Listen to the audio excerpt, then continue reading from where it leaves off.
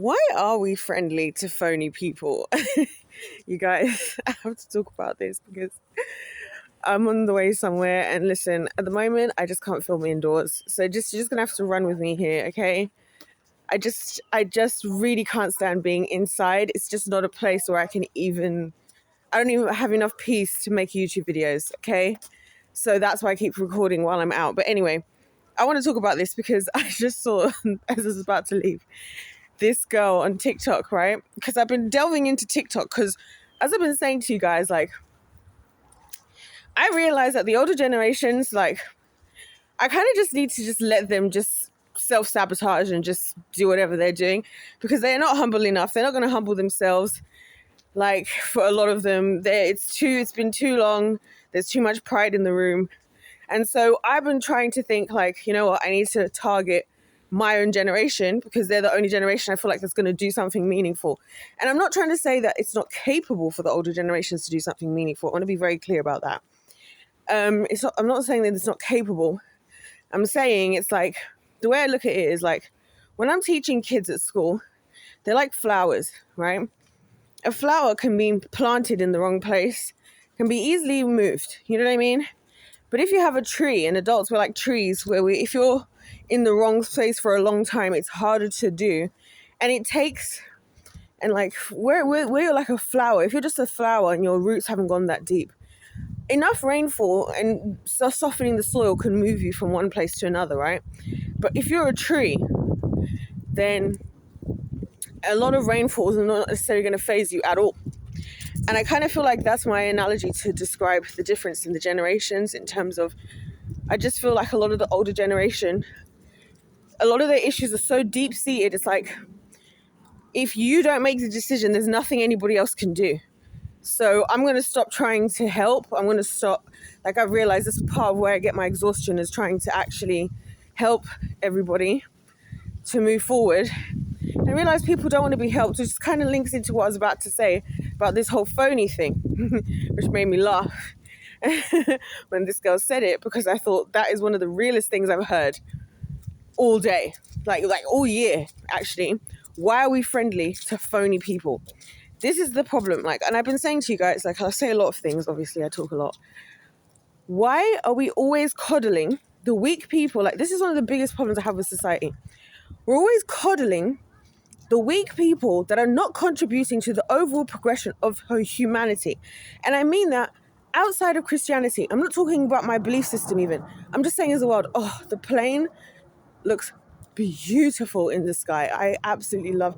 I'm so glad I fell in love with airplanes again today, because I've been not dreaming about being on an airplane for a couple like a month or two now. I've just been so off airplanes, but I love it again. We're back. Lord, get me on me asking the Lord to get me on a flight again, and he will. That's the thing.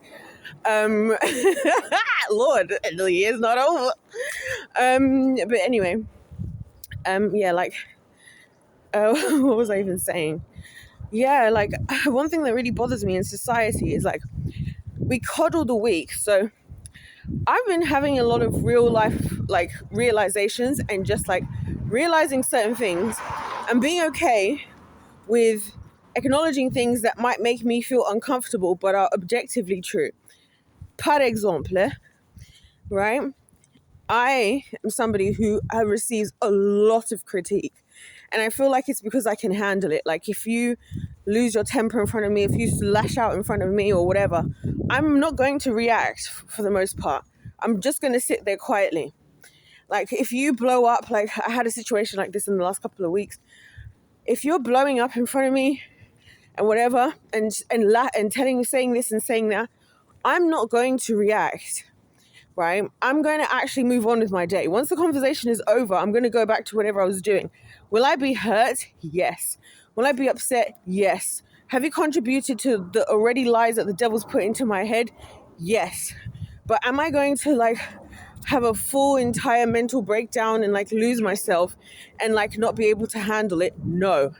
And because of that, I've realized that I oftentimes become the punching bag for people because I can absorb it. Does that make sense? Whereas other people are coddled because they can't handle even the smallest things. So where one person, to me, would scream at me at the top of their lungs because they know I can handle it. I'm going somewhere with this. Because they know I can handle it. With somebody else, they'll be like, they wouldn't even raise their voice even just above normal talking level because they know that person can't handle it. And that's what I'm saying makes it not fair, because it's like, so basically the world is just built up, and this is the truth, this is an objective truth, that people in the world, it's all built up on how much you can handle. And people expect different from different people. It's even in the Bible, in Luke 12, I think 45, it says, to whom much is given, much is required. To whom they entrusted much, they demand the more. That's what it literally says, right? So it's like, we have a tendency as people, like this is why I'll never see a celebrity, a famous person as lucky. This is why I'll never see that, because where I might experience a lot of critique in my small life, you know what I mean? The number of people I know. Imagine being famous and having the paparazzi, people online and everything, and all these people being so comfortable, especially in the days of social media. That's why I believe my generation is so screwed. And I've low-key been enjoying TikTok because I can tell when it's somebody from my generation responding in the comments, because the sarcasm level is just on another level. And I kind of love it because we've had to learn. It's like a sink or swim. We're at the sink where we have to like have like 20,000 different like mental health disorders and diagnoses and whatever, or we just become really tough people that seem kind of mean, but we're not mean. We're like this. We're just a product of what we've had to survive. This is just our reality that we're living in. Like, because I've been thinking about that as well. Oh, hell yeah! What is that? Is that Easy? What airline is that? That looks like I think it's UPS. I like to do that to test my eyesight, to keep my eyesight in check. I always look at the planes, try and figure out which airplane it is. You know, this is what I'm saying. I always say, if you want to keep a muscle strong, you need to use it. Hence why I say adults will be like, oh, my body's falling apart, I can't do this anymore. Literally, I will never believe that anymore, because one of the fittest people I've ever met in my life, an older lady, she was in her 50s when I met her. She ran a fitness company for women, fitness class. And she was like, yeah, the younger people would struggle with some of the workouts I got these ladies doing. And I'd see the videos, I was like, yeah, she's the flipping real deal. If you ever seen a 55-year-old woman who's that fit, I was like, yeah, she's the real deal. I was like, well, none of us have an excuse.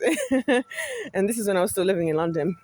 Anyway, but yeah, so, you know, I realized that like the pressure like that you have, we're always, as a society, it's like being the oldest sibling. I have an issue with being this oldest sibling thing. Can I just get this off my chest?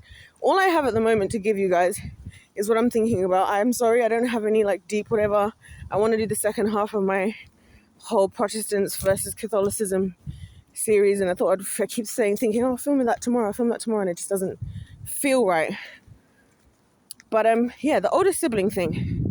When you're like the oldest sibling, yeah, I was thinking about this because one of my younger cousins just turned 21 this week, and I was just like, oh my god, I am literally like the pressure is immense, because growing up, whether it was within my family, and like I said, I've only got one cousin that's older than me, and God bless her, she's a year older than me.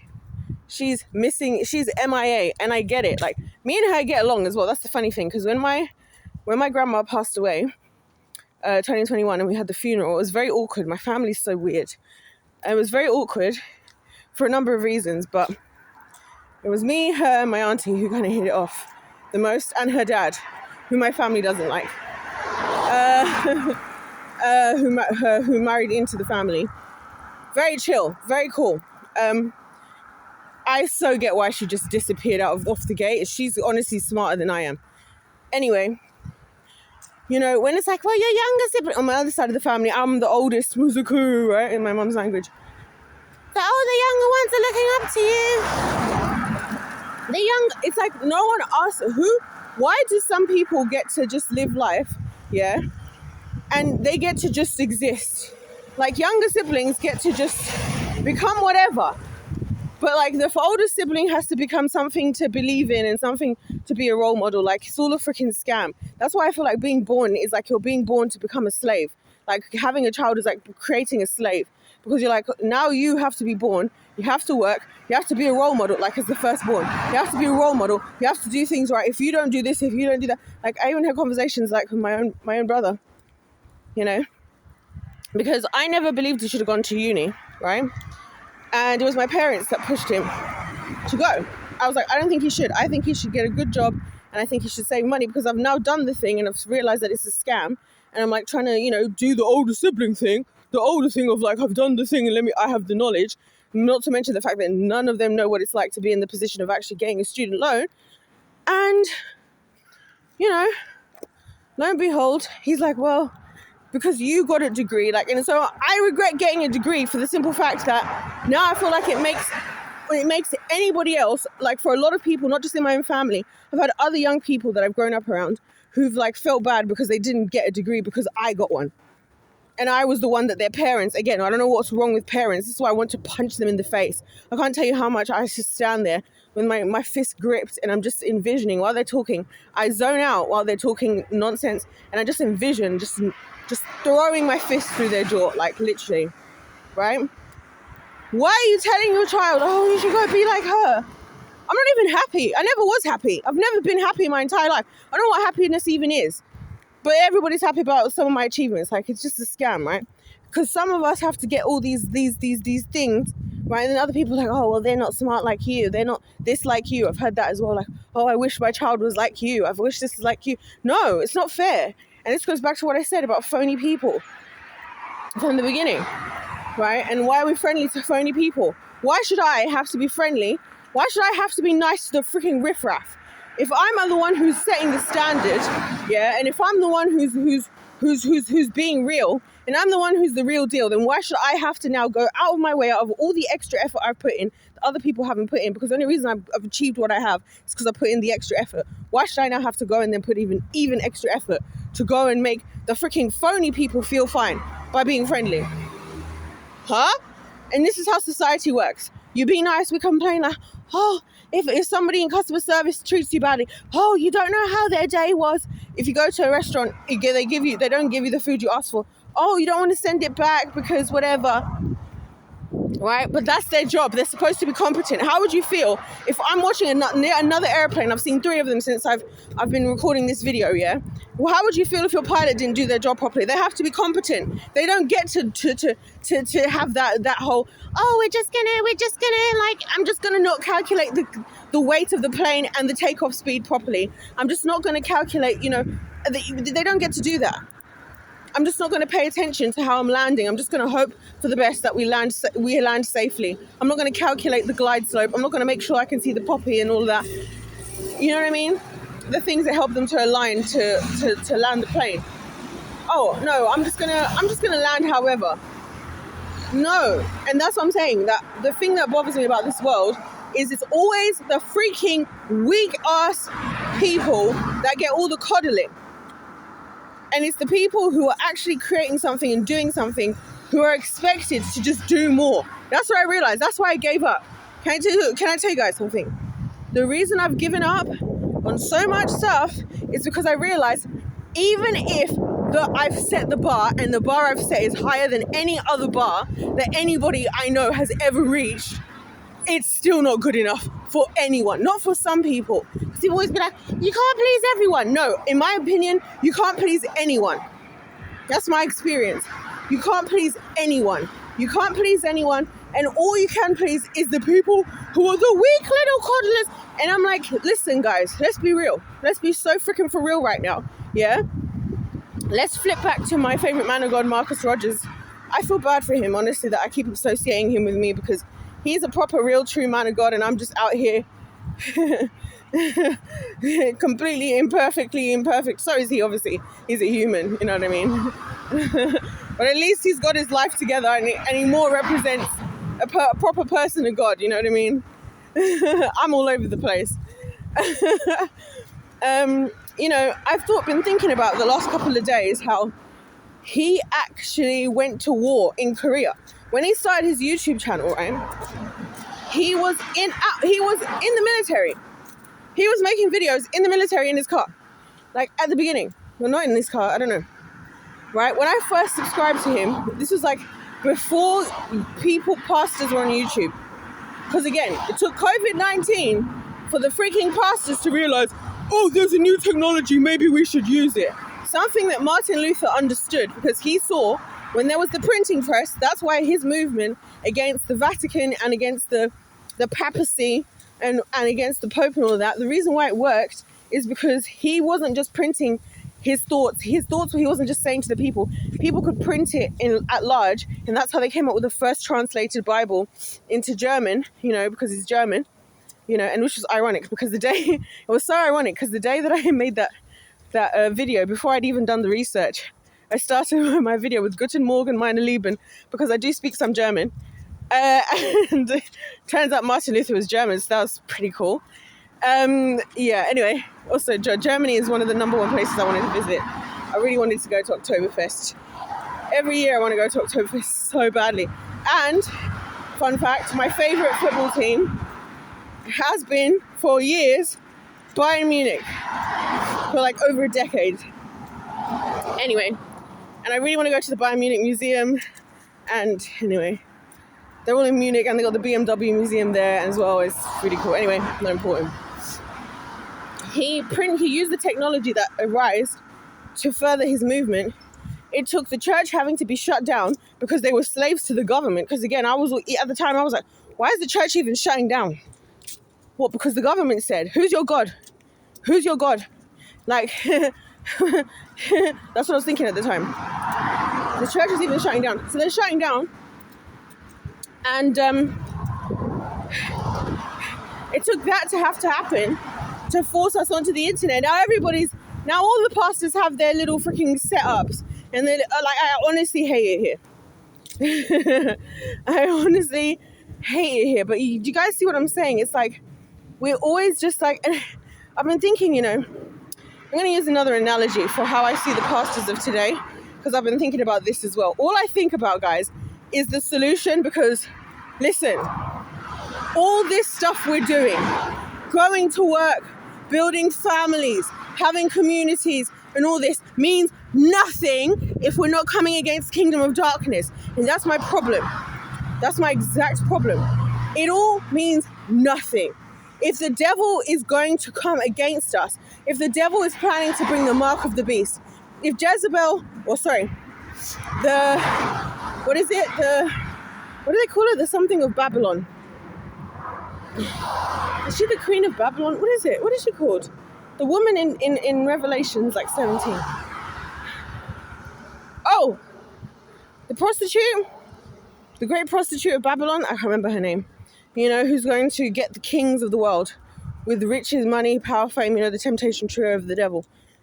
None of this is going to matter. And that's why I'm just like, everybody looks so stupid to me, because I'm like, what are you going to do if overnight the government, you wake up in the morning and while you're drinking your coffee that you're addicted to, and while you're watching the news that's lying to you anyways and sending out misinformation, going to your job that you're enslaved to and you trust more than you trust God, in your relationship that doesn't actually include love, just includes the world's version of love anyway, and your family that was built out of a lot of poor decisions made in ignorance, not out of, careful thought and wisdom, after coming from a family that doesn't even function like a family, that was dysfunctional, thinking that somehow you're going to do any better when you haven't done any work and you don't have the humility to actually do the work that you need to do, just to spend all of your time then being a slave at that job and wherever you are, to come home to children that don't respect you. Like, you're going to do all of that, yeah?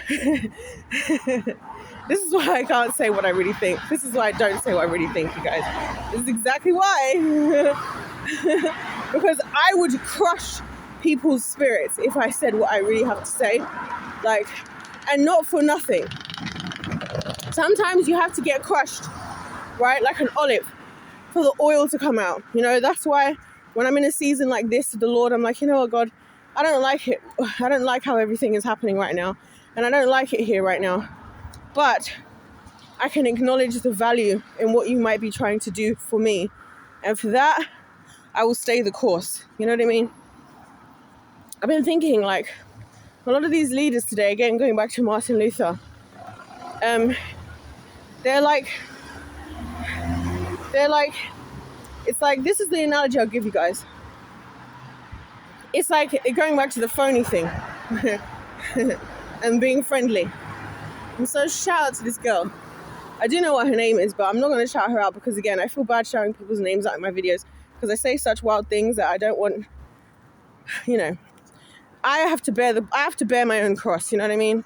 The only reason I call out I specify Marcus Rogers is because I feel like any fallout that could happen, God forbid one of my videos goes viral, and I do mean God forbid because I do not want to ever go viral. I feel like he could handle it. You know what I mean? Anyway, this girl, the fake and phony. I'll give you guys an example of what I'm talking about here.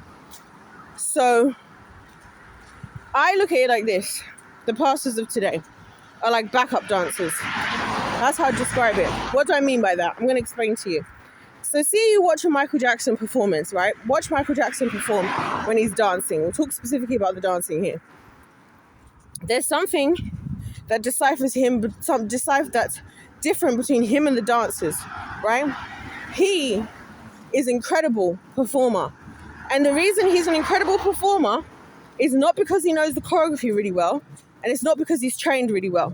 It's because he believes in what he's doing. He's sold into his art form, and this is so meaningful to him, what he's doing, and there's meaning behind everything he's doing, intentionally within himself. His backup dancers are great, but they will never be him because that same dedication of having that own experience with what he's doing, and that like dedication, personal dedication, all of that isn't going to be there for the dancers because they've shown up to a studio. They're professional dancers. They may be there because they love him, or they may be there just because they want to book a professional gig, and they're just learning choreography, right? They're learning choreography, and they just happen to be the ones that have enough experience or talent or training or a combination of those to pull off the choreography well enough. But they will never, the reason why they can never look the way he does is intrinsically, they're not sold into the meaning of what they're doing to the same extent. Does that make sense? That's how I feel about the pastors of today, where it's like, God wants pastors to be like the Michael Jackson of it all. But really, they're just backup dancers. Like, they're just people following this choreography. Like, I have this problem with the church. So I'm saying they're fakers, they're phonies. Like, even Martin Luther was saying one of the things that bothered him when he got to Rome was like, which again, ironically, of all the 8 or 9 places in Italy I visited, cities and towns or whatever, Rome is my favorite by far. It's absolutely beautiful there. I love Rome. Rome is actually somewhere I could actually live. But I realized I do love a city. I never really thought about myself like that growing up, but like the more I visited specific cities, I'm like, I actually love a city. But yeah, I love Rome.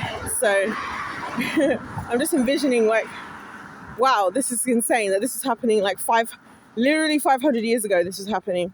That Martin Luther pulls up in Rome and he's seeing the pastors. Like, I was just in Rome a couple months ago. I can't believe it. And it was the best trip in Rome I ever did. You guys saw I went to the Colosseum. It's all there. The vlogs are all up. And I love my Italy vlogs from this year. Those are literally like my favorite. And I'm so proud of myself that I vlogged every single day, despite the fact we were like performing and traveling and everything. But anyway. And if you look at it, you'll see that he literally saw that he was like, one of his comments about the people there was that he felt like the religious leaders were rushing through the message. And that was something that stuck out to me as well, because when I've been in church, yeah, I critique church a lot, and that's because I think I'm in of all the people in the world, I genuinely believe I'm in the top 1% of people who've been to the most churches ever. Different types of churches, because I've been to different churches as a PK. I've been to different churches in three different continents. I've been to different churches for work because I was working with a Christian company, and we would work with a whole bunch of churches. Like, so I've been to so many different kinds of churches. You know what I mean? And then obviously the ones I voluntarily go to study and, And one thing that bothers me about the church service is the choreography of it all. Like, come in, we'll do 3, worship songs to begin with. Then we do 3 praise songs to get us into the mood. Somebody comes and does the announcements. We send the kids out to children's church. Then we have the sermon. The sermon goes on for X amount of time. You know what I mean? And then we finish. People hang around for about another however long, depending on who you are. And the service is done. And I don't even think that's the right order of events, if you ask me, at all. I don't believe that it is. Just saying, I would completely change that order, because in my mind, I always think the church Sunday service, yes, it's for the flock, like the people who come, who that's their Sunday service, but I feel like we should also take into account the new believers. It should be a place where, for me, as I've said before, my evaluation of a church is, would I bring a non-believer to this church? You know what I mean? If they were wanting to get to know God. And majority of the time, the answer is no. Because I feel like it's only going to further complicate their relationship with God. So anyway. So it's just choreography. Even the leaders, they get on stage. They do their messages. Today, the topic is such and such. It's where is the Holy Spirit? The Holy Spirit is not in the building, I feel like. I feel like it goes back to, I'm saying about the Michael Jackson thing. Whatever it is that makes him sell himself and that gives him there was something within him, and this is not just him, this is artists in general. I'm using him because he's somebody that everybody knows, or a lot of people know. I shouldn't say everybody, because a lot of times people say the statement unless you live under a rock, you must know blah blah blah, and I'm always the one who doesn't know. And I'm like, yep, I live under a rock. Might as well call me Patrick Star at this point. But you get what I'm saying. And it's the choreography of it all. You're just phonies, you're just fakes, you're just rushing through because you have ulterior motives. That's my opinion. Just like how Martin Luther's they're rushing through things, the Pope is involved in things he shouldn't be doing that are ungodly. And you're just doing this all, you're phonies. You're phonies. That's what I'm saying. It's all phony and it's all fake. And I've told you guys, I'm allergic to this kind of thing. I'm allergic to liars. I'm allergic to fake people. I'm allergic to losing. I'm allergic. I can't do it. And I just don't understand why do. Of course, I would live in a world that I would expect that we be friendly to those types of people. We protect those kinds of people. We have to protect the wrong thing, because that's the demonic thing, that's the devilish thing, that's the worldly thing. That's what I'm saying. And that's why we live in a world where you'll have somebody like myself, or many of you guys here, or many of people in the world, at least doing their best, will be under scrutiny at every corner, yeah? But you take other people who are literally keeping children in underground tunnels, or going around and taking advantage of people in other ways, scamming and all this, and everyone will jump in. The jury of the sheep will jump in defense. Oh, we don't know if that really happened. We need to wait for the proof. When was there proof being waited for on the rest of us? When was anybody even asking us for our take on things? When was that even happening? It doesn't happen. But then we're the ones who expect it. Other people can talk freely. This is what I'm saying. That's why I get it. I get it because now I get how God's life is. Because this is how people treat God. This is why me and God, we're close. Because I get a tiny, not even crumb, like an electron's amount of... An electron has basically no weight, by the way. It's basically considered weightless. I have an electron's amount of experience of this in comparison to God. You know what I mean? But I get it. When it comes to everything else, everyone will defend everything else. Everyone will have a reason. Everyone will have an understanding. As soon as it comes to God, he's always the one who's under scrutiny. Oh, but this happened. He's always the one who's under scrutiny. God could do 100 good things for you, and then you'll leave the church for the one bad thing. God will be trying to do all good for you, but because of what other people say, this is my defense to those people out there who are like, oh, you know what, I would used to believe in God, but then I went through this at my church and I went through that, and I'm like, yeah, you know what, I know what it feels like when you're the person that has been assumed a whole bunch of things about. No one's actually come to you. People have made decisions and you pay the consequences of that. And then people want to turn around as if like, oh, I didn't know. And it's like, well, you didn't know because you didn't ask, you didn't try, and you felt justified enough from hearing the other side.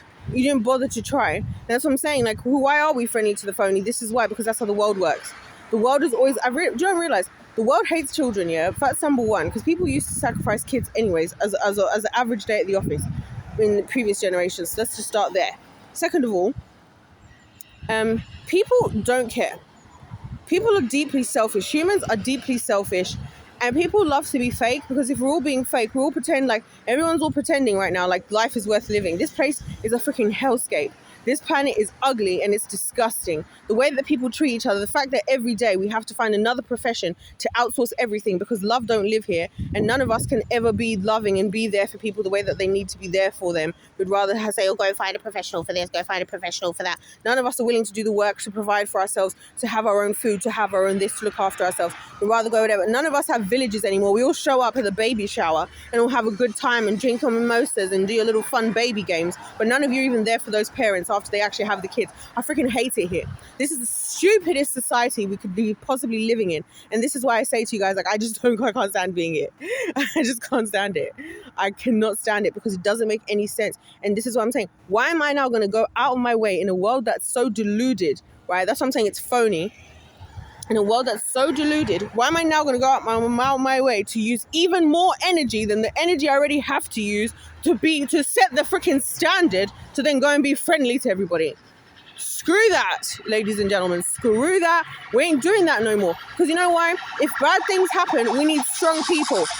Marcus even said it himself. He was like, I realized that my ministry is one of those where the majority of the body of Christ isn't going to acknowledge me until that day comes when the devil's doing a crazy one. Because when the devil starts doing crazy things and the weak little body of Christ that just thinks they're Christian because they go to church and they go to Bible study. Again, all good things to do. All good things. Again, if your heart is in it, like I was saying about the Michael Jackson argument, you're not just doing it for the choreography, just to follow the choreography, but your heart is actually in it. Right? All good things. When the devil rears his ugly head, listen, it's going to be the likes of me and him and others and a lot of you guys at the winning team who are going to be the ones prepared, and other people are just going to be there screaming, wondering, oh my gosh, what do we do? What do we do? What do we do? What do we do now? We weren't prepared for this because we just thought Christianity meant just ticking a checkbox list and following the freaking choreography. Anyways, I'm going to go. Because if life's a game, it's play to win. Anyways, guys, I might come back with another video. Who knows? Sorry that I'm out and about, but I need to be outside. I can't be inside right now. It's just like I can't record it inside because I just don't have peace in buildings at the minute, because this world is bothering me, and I'm just holding on to my faith with everything that I have, because I'm like, God, get me out of here. Like, I need to get away from this world, because this world is literally making me want to bash my head against the wall until my brains literally fall out and splatter all over the floor. Like, literally. Anyways, guys, let's go to win. God bless you all. God loves you. I love you. Let's see you next one.